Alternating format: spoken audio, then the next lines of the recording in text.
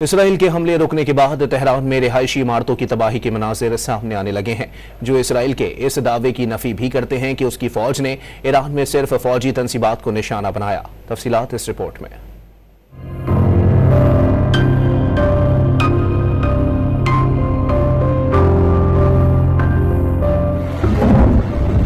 Iran पर Israeli फौज ने फिजाई हमलों के दौरान घरों, रिहायशी इमारतों, दफातर, अस्पताल, एम्बुलेंस और पार्क्स को भी निशाना बनाया।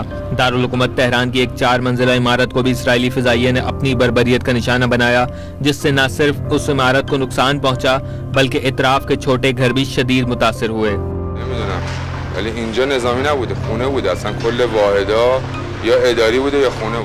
इमारत के रिहायशियों के मुताबिक इसराइली हमले से सिर्फ 2 या 3 दिन पहले इमारत की तज़ीन और आराइश का काम मुकम्मल किया गया था। हमले के बाद इमारत खंडर में बदल गई। من به خدا اگه جنگ بشه من دهه 60 ام، من میرم میجنگم، من وای میستم جلوی دشمن. اسرائیل بدترین کشور روی کره زمینه، به خاطر اینکه فقط دنبال آدم کشتنه، دنبال جنگ درست کردنه. ایران به کدوم کشور حمله کرده تا حالا؟